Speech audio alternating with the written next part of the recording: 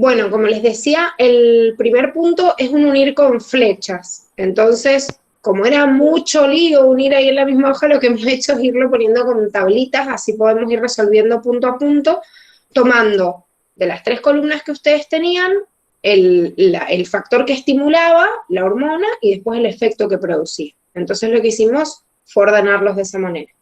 Dani, ¿querés hacer los primeros? Arranco. Bien, arrancamos con la primera. El primer estímulo que nosotros, primero que recuerden que había más de una opción de unir, es decir, van a ver que, por ejemplo, una misma hormona me produce varios efectos. Entonces no siempre era que un poco lo que les dije recién yo a los chicos de la D. O sea, por ahí podían unirlo con más de una opción. Fíjense que el primer estímulo que nos dicen es presión alta. Ante ese estímulo, ¿qué hormona se libera? Factor natriurético auricular.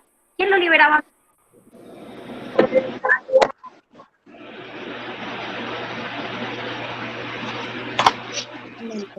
Corazón.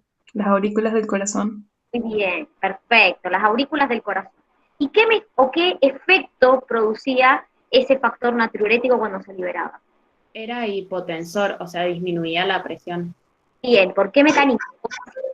Producía que se excrete sodio y por ende el sodio acompañaba al agua y disminuía la volemia y así disminuía la presión sanguínea.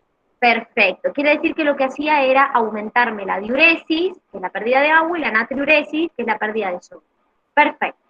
Vamos con la B, o con el 2. Disminución de la calcemia. ¿Qué era la calcemia? El calcio en sangre. Bien, perfecto. ¿Qué hormona se liberaba? Paratormona. ¿Quién la producía? La paratiroides.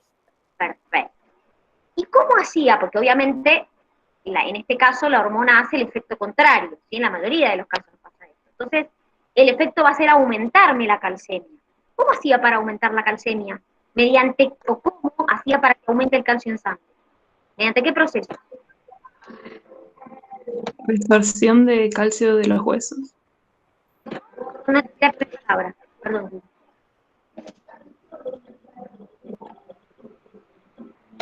Lo hacía por distintos procesos. Yo les digo uno, por ejemplo. La cosa que hacía era aumentar la absorción de calcio. ¿A nivel dónde? Del intestino. Muy bien, ese es uno. ¿Qué más?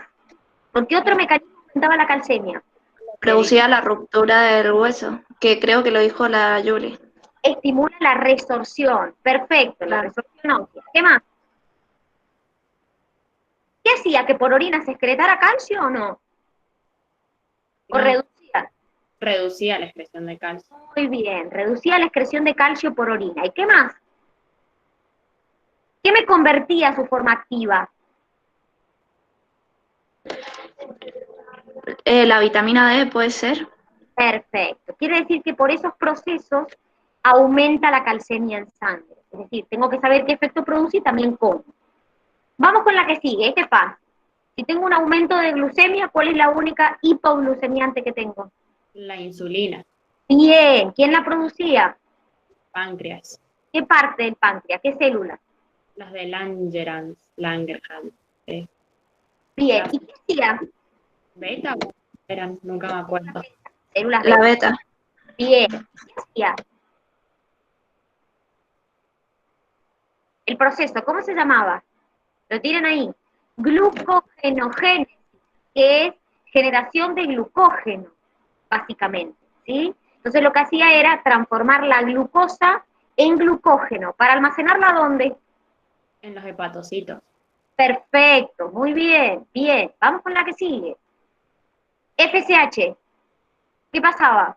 ¿Qué me estimulaba? Porque acá fíjense que en realidad produce efectos en el hombre y en la mujer. Entonces, en el hombre, ¿qué me estimulaba? ¿Quién la produce primero la FSH? ¿Quién la libera? La La GN, hipófisis. Muy bien, la hipófisis la produce. Perfecto. ¿Qué hace en el hombre? ¿Qué efecto cumple en el hombre? la producción de espermatozoides, o sea, estimulaba la espermatogénesis. Perfecto. En la mujer, La maduración del folículo. también. ¿Y qué más? ¿Qué estimulaba? ¿La liberación de qué? En la De mujer. Progesterona, ¿puede ser? No. La liberación de estrógenos. La FSH estimula la liberación de estrógenos por parte de la mujer, espermatogénesis en el varón. Otro, disminución del sodio. ¿Qué libero? Piensen que yo voy a tratar de hacer lo contrario. Voy a tratar de retenerlo. Si lo estoy perdiendo, tengo que liberar algo que me lo haga retener. Entonces, ¿qué puede ser? Y la aldosterona, que estimula Perfecto. la absorción de sodio, la ADH para retener el sodio también y no excretarlo, y la angiotensina 2, porque si va a disminuir, o sea, con la disminución de sodio disminuye la presión, entonces ante una disminución de presión empieza todo lo del sistema renina-angiotensina-aldosterona. Perfecto. Y acordémonos también que esa angiotensina 2, además de ser vasoconstrictora, también me estimula la liberación de la aldosterona. Como dijeron ustedes, estimula la reabsorción de sodio. ¿Y estimula la excreción de qué? De potasio. Perfecto, muy bien. ¿Y la antidiurética qué me estimulaba? ¿La reabsorción de qué? De sodio. ¿Y de qué más? Agua. Exacto. Por lo tanto, como dijeron ustedes, la antidiurética me va a disminuir la diuresis. Fíjense que ahí ustedes lo podían unir con varias cosas, porque, por ejemplo, retención de sodio, y bueno, la aldosterona me va a estimular la retención de sodio, la antidiurética me va a disminuir la diuresis, pero la aldosterona también. Entonces, fíjense, o aumento de presión, y todas ellas me van a generar un aumento de presión. Entonces, podía unirlo con más de una, ¿está? Porque el efecto en general que iban a producir es un aumento de presión. ¿Se entendió? Sí, sí. Perfecto. ¿Viste? ¿Querés seguir? Sí, ojo, ojo chicos con esto de cuando hablaba justamente de la ADH, que la ADH en realidad el efecto lo tiene justamente con el sodio, ¿sí? No con el agua. Lo que pasa es que si yo retengo en realidad, obviamente agua, puedo retener también sodio porque es altamente higroscópico, ¿sí? Yo no sé, ¿me escuchan bien ahí o me escuchan mejor del otro? A ver, probá el otro. Del otro, creo, porque ese se escucha más bajito.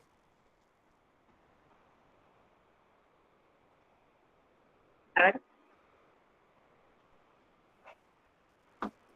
Tengo que poner para que no se me escuche.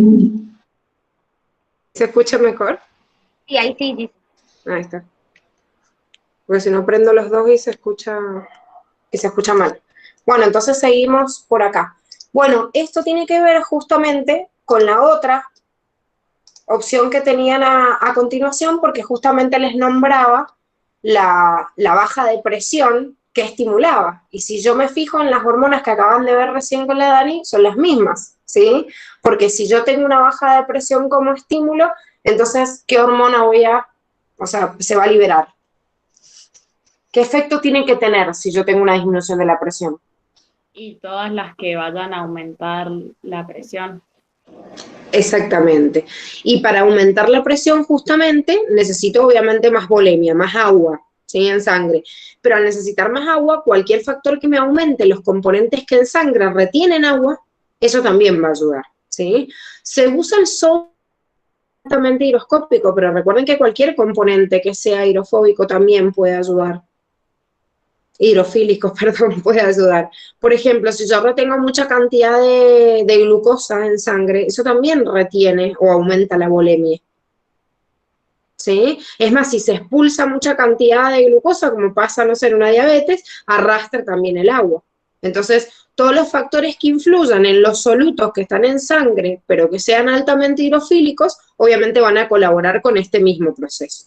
De los que tenían ahí, podían embarcar a esos tres tipos de hormonas y que justamente iban a producir los mismos efectos que estaban viendo recién: la vasoconstricción, disminuir la diuresis, aumentar la retención de sodio, porque todos esos factores que tienen ahí, al fin y al cabo, me terminan aumentando la volemia.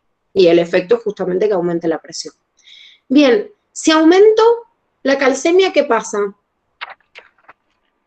Y la tiroides liberaba calcitonina, que era la que inhibía el calcio, o sea, disminuía la calcemia. Bien, perfecto. O sea que habían dos hormonas principales que regulaban justamente el calcio, ¿sí? Y hacían justamente lo opuesto. ¿Qué pasa si yo tengo un abuso o un exceso de calcitonina en sangre? ¿Qué pasaría? Se produce tetania porque no tengo suficiente calcio para la contracción muscular, entonces como que se queda todo rígido. Perfecto. En cambio, si tengo un exceso de paratormona, que era la que habían recién, Va a liberar mucho calcio del hueso y producir. Osteoporosis puede ser. bien, y se produce osteoporosis, ¿sí? O sea, se daña el hueso. ¿Por qué los dos tienen que ver en realidad con el mayor depósito, no solo con el uso que se hace? Recuerden que el calcio era uno de los iones más importantes. ¿Se acuerdan que tenían un cuadrito? Yo no me acuerdo si era en el cuadernillo de célula o en cuál. ¿No te acordás? En cuál era, porque ya se me mezclan todos los cuadernillos, pero tenían un cuadro, creo que era el de célula, que le salía todas las funciones del calcio intracelular. O sea, es importantísimo para un montón de funciones. Lo hemos visto vital en la sinapsis, en las exocitosis, en la contracción muscular, o sea, un montón de funciones que son re básicas del calcio y se utilizan para un montón de funciones y siempre lo almaceno en el hueso. Eso quiere decir que yo tengo la reserva metabólica más grande está dentro del hueso y parte de él en los dientes. Entonces, si yo libero mucho, obviamente daño el hueso. Y si almaceno mucho en el hueso, bueno, buenísimo para el hueso porque está almacenando calcio, pero claro, todas las otras funciones que tiene que cumplir empiezan a fallar. Entre esas, justamente la contracción muscular. Bueno, la LH, ¿qué es la LH? ¿Cómo se llamaba? Por la hipófisis y actúa sobre las células en el hombre sobre las células de Leydig. Bien. No, ¿Y en la mujer? estimulaba la ovulación. El pico que tenía en el día 14 estimulaba la ovulación. ¿Y qué más? Que por eso les digo que es la LH, o sea, ¿cuál es su nombre? La de la formación del cuerpo lúteo. Exactamente. De ahí justamente viene su nombre, ¿sí? Por eso se llama hormona luteinizante y la otra folículo estimulante. Al fin y al cabo los nombres salieron de la función que hacían en la mujer. Después se dieron cuenta que en el macho en realidad cumplía las mismas funciones en los mamíferos, pero en realidad el nombre viene justamente de la descripción de la anatomía femenina. Dentro de las opciones que ustedes tenían ahí, podían poner o por ahí tener en cuenta alguna de tipo indirecto, ¿sí? ¿Por qué? Porque cuando yo digo que la LH estimula el cuerpo lúteo que secretaba. Progesterona y Y estrógeno. estrógeno. Bien, los dos. Entonces yo podría decir de forma indirecta que la LH estimulaba la liberación de estrógenos y progesterona. Pero ¿por qué yo acá en el cuadrito he puesto nada más testosterona? Porque en realidad este es un efecto directo. O sea, la LH, como dijeron recién, va a las células de Leydig y libera la testosterona. Listo. ¿Y qué hace la testosterona? Obviamente aumenta la espermatogénesis. Pero la realidad, les digo por si algunos lo unieron así, la realidad es que la LH, al estimular al cuerpo lúteo, como segunda función, ese cuerpo lúteo libera estas hormonas. Entonces, por ahí si pusieron ahí estrógenos y pusieron progesterona, se entiende desde ese punto de vista como función secundaria o indirecta, ¿sí? Pero por eso lo hemos unido solo con esta, que era como la función más directa. Bueno, ¿qué pasa si aumenta el potasio? Eso lo vieron recién con la Dani. ¿Quién bajaba el potasio? O sea, si aumenta el potasio, disminuye el sodio. Entonces, de vuelta, disminuye la volemia y disminuye la presión. Bien. Justamente esta hormona, de las funciones que tenían ahí, era disminuir la diuresis o aumentar la retención de sodio, pero la verdad es que si yo tengo una disminución, un aumento del calcio, del potasio, estamos dormidos todavía, la aldosterona lo que hace es justamente retenerlo. Entonces, en realidad, la estimulación de esto tiene que ver justamente con el potasio. O sea, que al fin y al cabo, ¿qué función va a tener que cumplir? Y bueno, la disminución de potasio, pero no la tenían como opción en las funciones. ¿Vieron? O sea, como respuesta de las hormonas, pero en realidad si se estimula bajo este punto, en realidad tiene que ver con esto. Y la verdad es que el aumento del potasio muchas veces me habla de un cuadro de deshidratación, es uno de los primeros índices que se mide. Entonces, por eso es importante, porque la principal aumentando el potasio no es porque me joda que haya más potasio, porque en realidad no es, eso no altera el equilibrio de la célula. Lo que sí me está marcando es que el desequilibrio iónico me está hablando de una posible deshidratación. Entonces, por eso se estimula rápidamente aldosterona, incluso, como no lo tenían ustedes en el cuadernillo, no lo hemos puesto como resolución, pero también se estimula la liberación de ADH, porque lo que yo trato de hacer es retener más agua, ¿sí? Para evitar justamente esa deshidratación. Bien, y si disminuye la glucemia,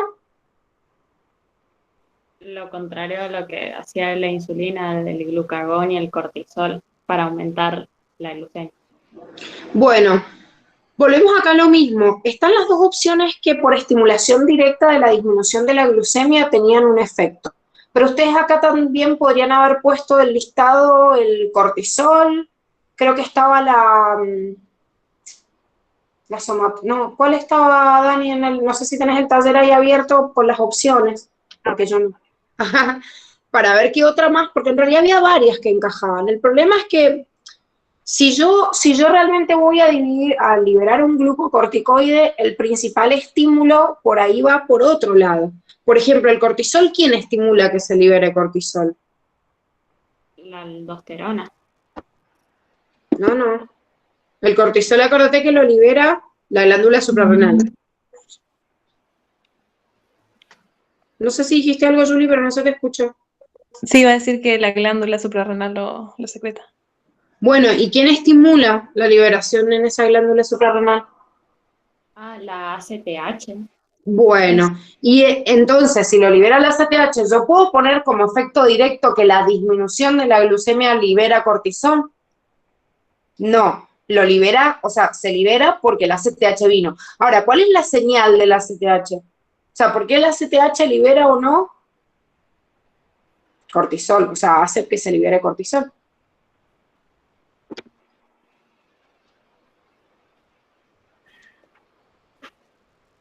¿Qué circuito lo regulaba?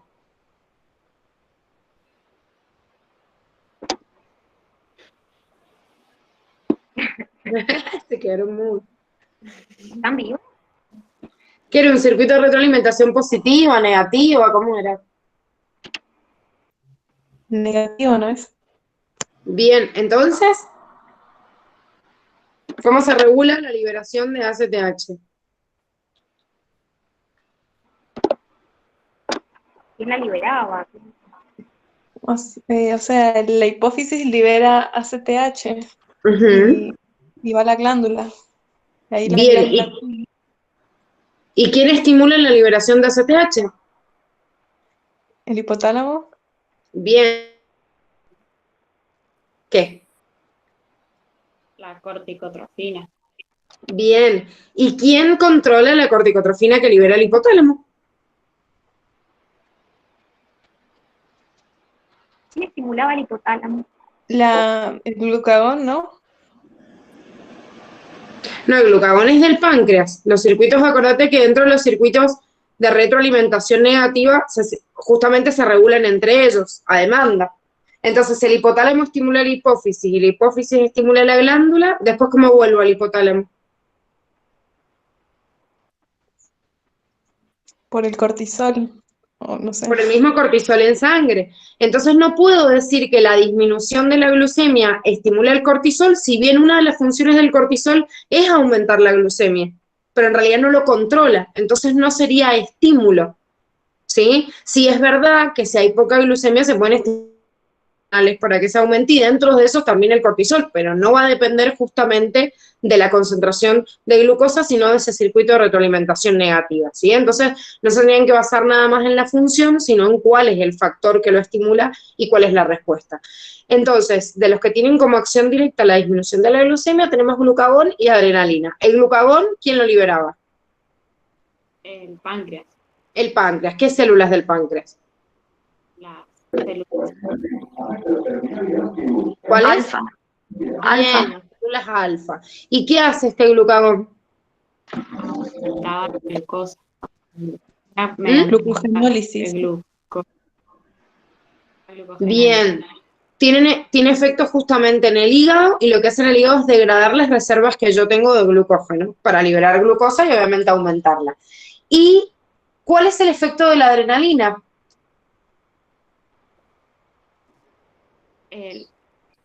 También liberar glucosa, o sea, sería Ruptura de glucogénesis lípidos también. y proteínas para liberar glucosa, algo así era. Bien, para aumentar justamente, o sea que estoy fabricando, ¿sí? Glucosa nueva. ¿Está bien? ¿Cómo se llamaba eso? Gluconeogénesis. Bien, gluconeogénesis. Perfecto. Bueno, vamos a las otras. Cuando ya le engancharon la onda, ¿querés seguir con esas 4, Dani? Bueno, fíjense que en la opción A, bueno, la que sigue, nos hablaban de la succión del bebé. ¿Qué estimula? Ahí lo tienen, prolactina y oxitocina. ¿Qué me estimulaba la prolactina? La prolactina era la producción de leche y la oxitocina era la eyección de esa leche. ¿Y qué más estimulaba la oxitocina? También. Producción del útero. Proteínas. Muy bien. ¿Y quién liberaba la prolactina? ¿Qué? ¿Quién la producía, la prolactina? La El estímulo del bebé, ¿no? Pero ¿quién la secreta? ¿Quién produce la hormona? neurohipófisis, o sea, no, para la oxitocina era la neurohipófisis. La oxitocina, para. ¿Quién la produce y dónde se almacena? La Se produce la produce el hipotálamo y se almacena en la neurohipófisis. ¿Y la prolactina? la Las adenohipófisis. mamarias, ¿no? ¿Quién produce la prolactina? El hipotálamo, o sea, la libera en la adenohipófisis. ¿La produce entonces quién? ¿No era la inhibía también la dopamina, puede ser? ¿Cómo era lo de la inhibición? A ver, eso está bueno. ¿Qué me inhibe? Como que estaba todo el tiempo inhibida. Acuérdense que nosotros teníamos, a ver, la prolactina la produce, como ustedes muy bien dijeron,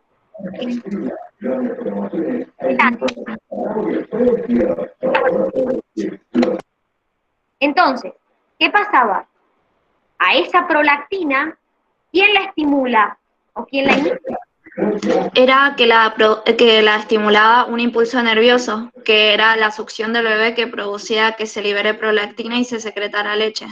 ¿Y qué inhibía en realidad la succión? Y que el bebé deje de hacer ese estímulo. ¿Pero qué me inhibe la succión? El bebé succiona. ¿Qué inhibía cuando succionaba? A la hormona inhibidora. Ahí está. Eso es. Eso es. Recuerden que cuando el bebé succiona, en realidad lo que hace es inhibir al inhibidor. Por eso es que se produce la prolactina. ¿Se acordaban? La prolactina en sí la produce, como ustedes dijeron, la adenohipófisis. Eso está bien. Pero recuerden que hay una estimulación por parte del hipotálamo. Entonces, cuando el bebé succiona, inhibe al inhibidor. Igual que yo quiero, perdón, Dani, quiero hacer una aclaración de acuerdo a lo que estaba diciendo la Anto, porque nombró a la dopamina, que recuerden esto, que la PIH es de la misma familia química que la dopamina y algunos autores directamente lo incluyen como la misma, o sea, la misma molécula química directamente. Entonces, por eso, dentro de los circuitos, o sea, podemos nombrar también a la dopamina como sinónimo, y por eso por ahí figura como hormona inhibidora de la prolactina. Bien. La que sigue recién la vieron con la GISE. Cuando se produce la liberación de ACTH, me estimula la liberación de ¿qué? Del cortisol. ¿Qué lo producía? ¿Qué dijimos? La glándula suprarrenal. Muy bien. La corteza. ¿Se acuerdan qué tipo era? ¿Qué tipo de hormona? Era glucocorticoide, mineralocorticoide, sexocorticoide. Glucocorticoide.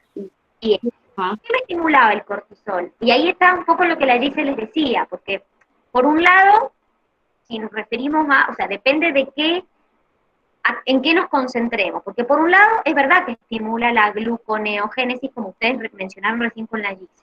Pero ¿qué efectos producía? Además de esto, no los tienen ahí, pero ahí sí está lo que la Gise les relacionaba antes. El cortisol producía otros efectos. ¿Qué efectos producía? A ver si se acuerdan. Aumenta la presión, ¿no? ¿La qué? Perdón, no te escuché bien.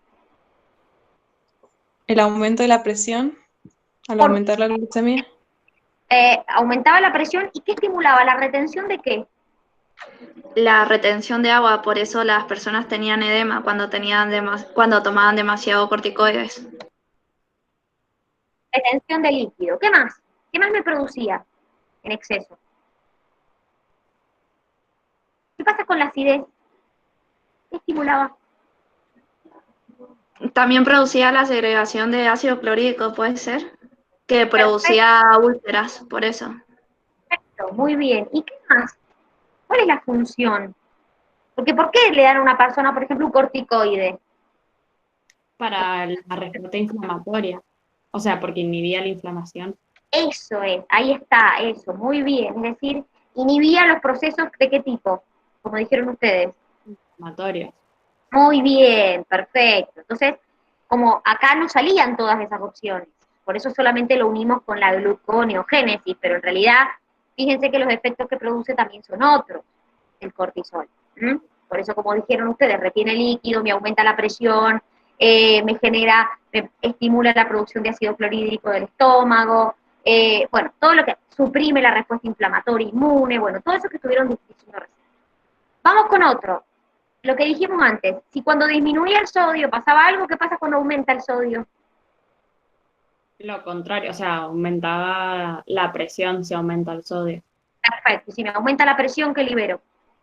Factor natriurético atrial para disminuirla. Perfecto, porque ya dijimos que estimula natriuresis, diuresis y me baja la presión. Por último, parecido a lo que estuvimos diciendo antes, deshidratación, me deshidrato. ¿Qué voy a liberar si me deshidrato? Aldosterona, se va a también liberar renina, entonces se va a activar el sistema renina, angiotensina, aldosterona y también ADH. Exacto, todo lo que me contribuya a retener agua, a retener por lo tanto sodio y que me aumente esa presión arterial, porque en una deshidratación, como he perdido agua, he perdido sodio, voy a tener la presión disminuida. ¿Sí? ¿Y se quiere seguir? Creo que queda uno. Bueno, vamos. Ahí está la última. Bueno, y en la última teníamos que analizar. Uno de los estímulos era la TSH. ¿La TSH qué es? La hormona liberadora de tiroxina, Bien. ¿Y quién la secretaba? el hipotálamo, o sea, la TRH. La TRH, el hipotálamo, y la TSH. En la hipófisis, La hipófisis. Perfecto. ¿Y a dónde va? a la Las tiroides. glándulas tiroides. Bien, se va a la glándula tiroides. Entonces, ¿qué va a hacer en la tiroides? Va a estimular la liberación de T3 para convertirla en T4. Bien, perfecto. O sea que cualquier hormona tiroidea dentro del listado tenían la T3, nada más la T4 no figuraba, entonces por eso pusimos nada más. Sirve la T3. ¿Qué? ¿Para qué sirve la T3? Para, puede Aumentar ser, el metabolismo, ¿no? Aumentar, perfecto, aumentar la tasa metabólica, ¿sí? En realidad podría tener efecto en un montón de sistemas de órganos y de hecho el crecimiento está altamente afectado por las concentraciones de hormona tiroidea. Pero dentro de todo ese listadito, la única opción que podemos poner es la síntesis de proteínas, ¿sí? Por ejemplo, para aumentar el hueso, que no solo lo hace la hormona de crecimiento, sino lo hace una hormona tiroidea también, pero, a ver, podría haber sido función de la T3 también aumentar la temperatura, ¿sí? O sea, termogénesis. Podría haber sido, ¿qué más? ¿Qué otra función más podría? Aumentaba la tasa respiratoria. Perfecto. ¿Qué más?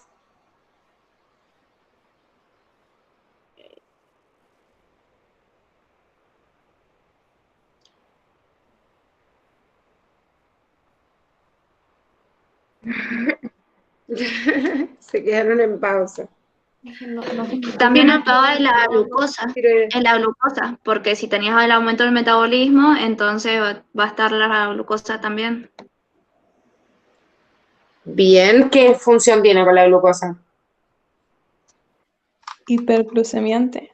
Bien, de forma indirecta, por ahí no directa como los otros, pero también es una hormona hiperglucemiante. De hecho, todas las que regulan la glucemia, recuerden que eran hiperglucemiantes, salvo la insulina y la somatostatina que inhibía todo, ¿sí? Pero entonces podía tener distintas funciones en distintos tipos de órganos. Podíamos agregar o podíamos tener en cuenta todas esas funciones de la T3 y esta la pusimos como la más representativa, ¿sí? O la más directa en realidad. El sistema nervioso simpático, ¿qué libera? Adrenalina y noradrenalina. Bien, adrenalina y noradrenalina o epinefrina y norepinefrina. Otra vez, noradrenalina no estaba en el listado, por eso solo tienen acá adrenalina, ¿sí? ¿Y qué hace esta adrenalina? Realizaba glucogenólisis para liberar la glucosa, para permitir lo de la lucha, digamos, o huida. Perfecto, que es lo que vimos recién como función de la adrenalina directa, ¿sí? Que podríamos haber puesto todas estas funciones también, nada más que tuvimos en cuenta la de la glucosa porque el estímulo era disminución de glucemia. Pero bien, ¿qué más? Aumentaba la Aumenta. cardíaca, la respiratoria, la presión, si aumenta la frecuencia, aumentaba la presión. La tasa respiratoria, por eso las personas cuando están nerviosas porque liberan adrenalina, es como que produce todo eso. Fíjense que lo que yo estoy preparando al cuerpo es para el estrés. O sea, le estoy dando todas las condiciones que le tengo que dar para que justamente salga corriendo, ¿sí? Estrés, o sea, lucha, huida.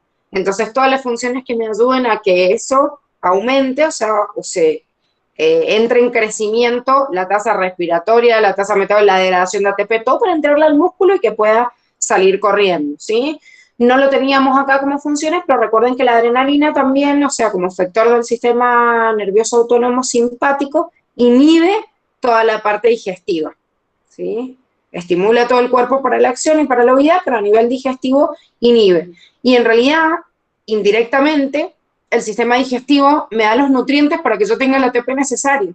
Entonces, cuando uno lo ve así, dice, bueno, pero es como contradictorio, porque por un lado estoy ayudando a que el cuerpo entre en acción, pero por otro lado privo el ingreso de combustible. Pero en realidad ese ingreso de combustible va a llevar mucho, entonces lo que hace el organismo es priorizar la salida de energía rápida. O sea, gasto la glucosa que tengo disponible y todas las fuentes, y cuando estoy tranquilo y relajado me dedico después a eso, ¿sí? A volver a reponer esas fuentes. ¿Por qué? Porque tenemos reserva. Justamente esta es la función más importante, la glucogenólisis, porque en realidad agoto las reservas de glucógeno que tengo.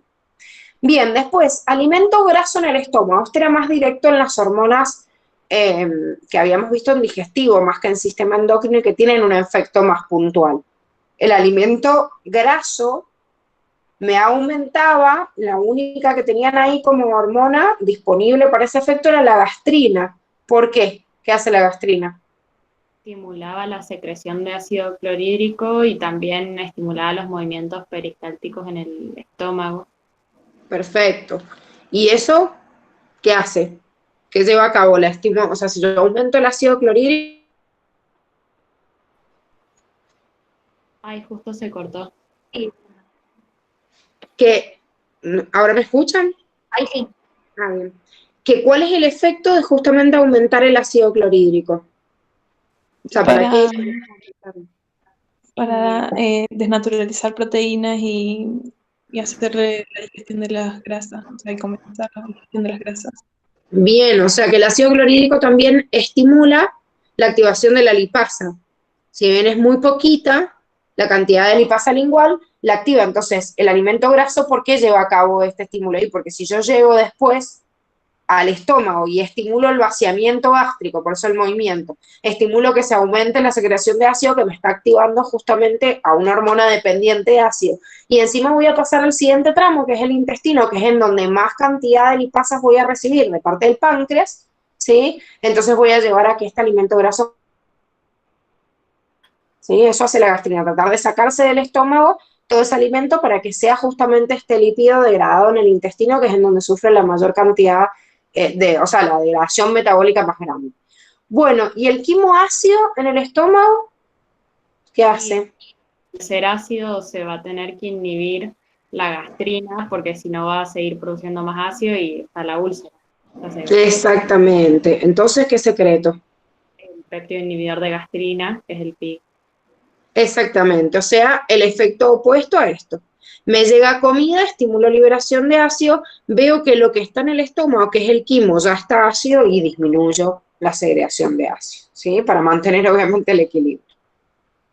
Bueno, vamos a la siguiente. Bueno, en el siguiente tenían que ver un videíto, no sé si lo alcanzaron a ver. No. Yo sí. ¿Sí? Bueno, en realidad el videito lo que hacía es repasarnos un poquito el impulso nervioso y las siguientes en realidad preguntas tienen que ver con esto. Así que después si pueden, revísenlo, repásenlo porque en realidad les ayuda un poquito a repasar rápidamente lo que pasaba justamente en el impulso. Pero vamos a ver igual las que no vieron el video a ver si se acuerdan de qué es lo que pasaba. ¿Querés ver primero la primera, Dani? Dale. Ahí está. ¿Cualquier estímulo puede despolarizar una membrana o de qué dependía? Tiene que pasar el potencial de umbral. Perfecto, muy bien. Es decir, que no cualquier estímulo a mí me puede generar un potencial o me puede despolarizar una membrana. ¿Y se acuerdan cuánto era el potencial umbral? Que yo debía esperar. 50, por ahí 45, o no más. A ver, ¿alguno se acuerda? Menos 55, menos 45. Era alguno de esos dos. Bien, a ver, en realidad, para poder generar, para que se despolarice una membrana, como dijeron ustedes, yo tengo que superar un potencial umbral, que en realidad está, como ustedes dijeron, entre menos 55 y menos 65 milivolts. ¿Sí? Entonces, no cualquier estímulo a mí me va a generar una despolarización. Eso es importante que lo recuerden, ¿sí? Y lo que era el potencial umbral, obviamente. Bien, ¿quieres seguir, dice? Haciendo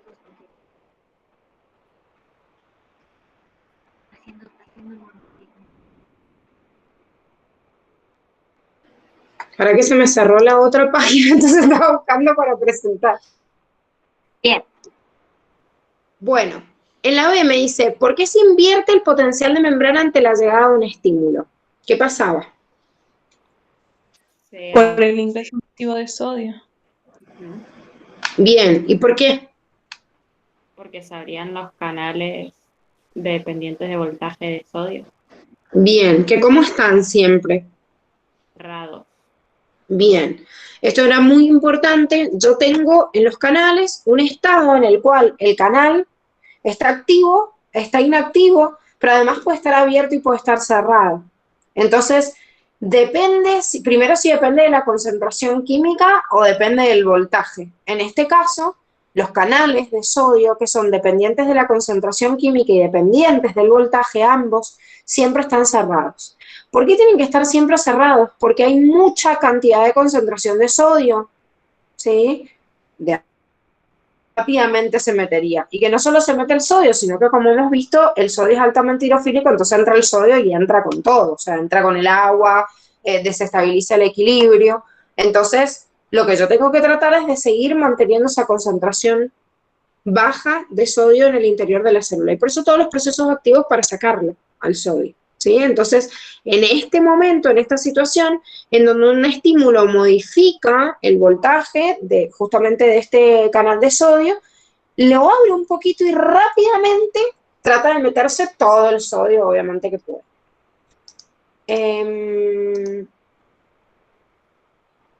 Dani, no, la dejé de ver a la Dani.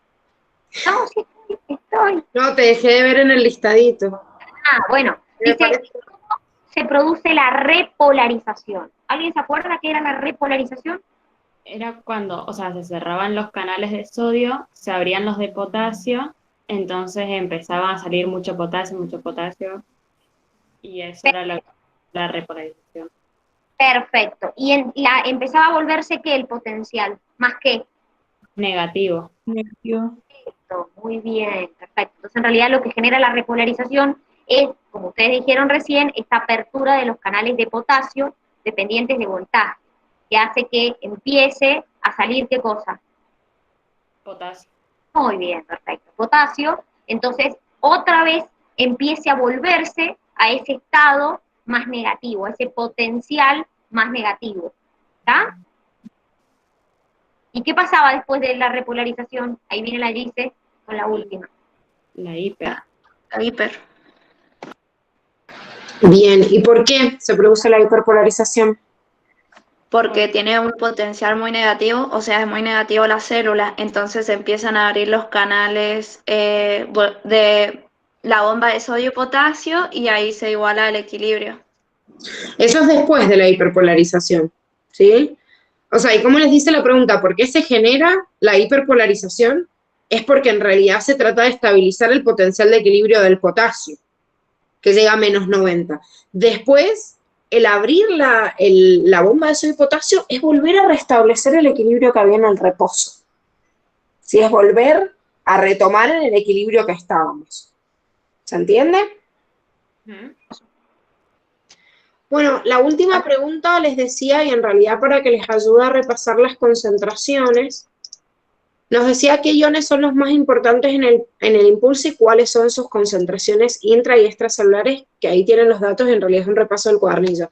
Recuerden, y por eso la pregunta dice qué iones son los más importantes, porque no son los únicos. ¿Qué otros iones podrían decir que participan? El cloruro, Bueno, Y calcio. perfecto, ¿sí? El calcio, en realidad, los cationes y aniones que intra o extracelularmente tienen una función, un rol importantísimo, obviamente también modifican la carga. De los que les nombran, aunque no se los nombren con concentraciones y en el mismo fenómeno, el cloruro, el calcio, los proteinatos que también generan carga negativa en el interior de la célula, son todos iones que también están participando del impulso todo el tiempo, pero por ahí el movimiento no es tanto como el de estos iones. Y ojo cuando igual decimos tanto, porque parece como que se ve una curva gigante cuando vemos el potencial y uno dice, está entrando un montón de sodio, está saliendo un montón de potasio, pero las concentraciones son mínimas. Son muy chiquititas las concentraciones que se mueven de estos iones. Por eso justamente la bomba de sodio y potasio rápidamente puede volver a restablecer el equilibrio en el cual la célula obviamente se encuentra. ¿Sí? Bueno, Terminar aquí porque los chicos de la D tienen... sí, me parece que tienen clase después, ¿o no? Sí, empiezan con otra materia. Bueno, desgraciadamente teníamos planeado revisar un par más, pero bueno, arrancamos como medio tarde. De todas maneras, chicos, les vamos a mandar por las dudas porque se han quedado por ahí sin ver algunos puntos que en realidad estaban planeados resolver por una condición ajena, porque en realidad se cortó Google, no teníamos como otra opción. Pero hay algunos talleres preparados a la tarde. Lo que yo voy a hacer es pasarles como opción los horarios y el que se quiera meter para que terminen de corregir los otros puntos y también pueden participar, no hay ningún problema porque en las comisiones de la tarde va a estar la Dani, así que pasamos, le van a hacer preguntas sin vergüenza, aunque estén con otra comisión. Entonces, o pueden participar o bueno, después obviamente vamos a grabar los otros talleres de los otros grupos y por ahí pueden ver la resolución. Pasamos un horario de los talleres de la tarde para que ustedes si se quieren enganchar también lo puedan hacer. ¿Sí? Ok. Bueno, chicos, muchas gracias por participar. Empezamos tarde por culpa de mí, así que no nos quedaba otra. Pero bueno, esperemos que aunque sea el punto 1, que creo que es uno de los más complicados, en realidad, cómo unirlo, lo